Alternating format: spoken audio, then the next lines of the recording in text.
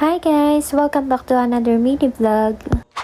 Mag-unpack tayo ng mga groceries namin.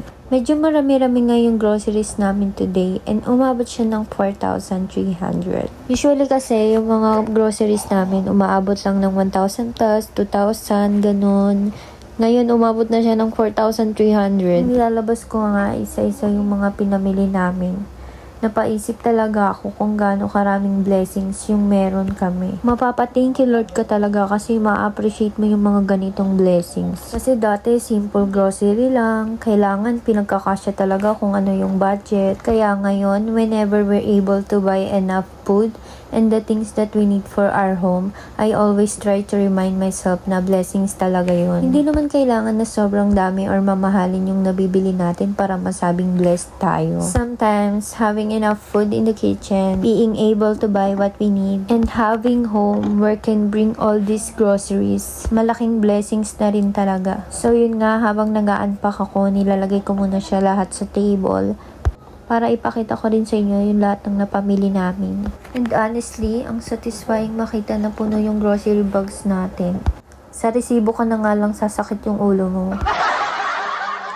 Pero more than the groceries itself, I'm really grateful for the provision. Yung pagkain na nasa table, yung laman ng ref, yung mga basic necessities na kaya nating bilhin, lahat yan blessings. Kaya instead na isipin namin na ang laki ng nagastos, gusto ko rin isipin na thank you Lord dahil may provision kami today. Of course, kailangan pa rin maging practical and wise sa spending, no? Di lang yung basta dampot ka lang ng dampot. Pero at the same time, we should also learn to appreciate what we have instead of always looking of what we don't have. And finally, naubos na nga yung laman yan sa karton. At dahil nga may pusang naghihintay para sa karton, ayan, nireward ko na sila sa karton. Sa kanila na yan. Alam niyo naman ang mga pusa, kahit bilan mo yan ng mamahaling toy, karton pa rin ang pipiliin yan. At ito nga, yung pangalawang bag, ito naman yung mga magagaan, mostly mga chichirya lang to. Kaya ako na yung nagbitbit nito kanina, and yung sa box, yung asawa ko naman yung nagbitbit. Grabe, umabot na kami ng almost 3 bag, kasi may isang bag pa dito. Dati pag nag-groceries kami, isang box lang okay na yun eh, nandun na lahat ng mga pinamili namin. Ngayon may extension na. Pero alam nyo, napansin ko, ang mahal din talaga ng mga bilihin ngayon as in. Alam mo yung mga presyo dati, parang kalahati yung mga tinaas nila. Kaya ngayon, yung 1,000 mo na groceries, ay nako, hindi mo masyadong ramdam kasi konti lang yung mapapabili mo. Kaya deserve talaga nating mga minimum wages lang ang sahod. Taasan ng sahod. Kasi nga, ang mahal ng bilihin. Pero sabi ko nga, kahit gaano man kadami or kakonti yung napamili mo, it's still a blessing.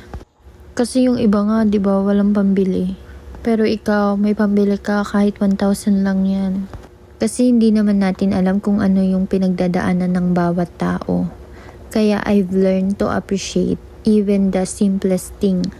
At ayan nga, natapos na yung pangalawang bag. At ewan ko ba bakit ini-inspect ng pusa ko na yan. Na para bang hinahanap niya kung may treat siyang nabili para sa kanya. Kaso wala. Kasi sa online ko naman binibili yung mga cat essentials nila, mga cat food, ganyan. Yung iba mga free samples, ganun. Tapos ito nga yung pangatlong bag, bali supot lang siya. Ang laman niyan is yung Downy na malaki. Ewan ko ba parang nabudol ako dito. Sa 2 liters na Downy, may free siyang ganyan na liquid soap. Nasa 500 plus din yan . Everything is finally out from the bags and ready na para sa mga susunod na gagawin. Simple grocery unpacking lang naman to, pero it reminded me again how blessed we are. So if you're watching this and may food ka sa bahay, may place to call home, and may mga taong kasama mong kumain, take a moment to appreciate those things too.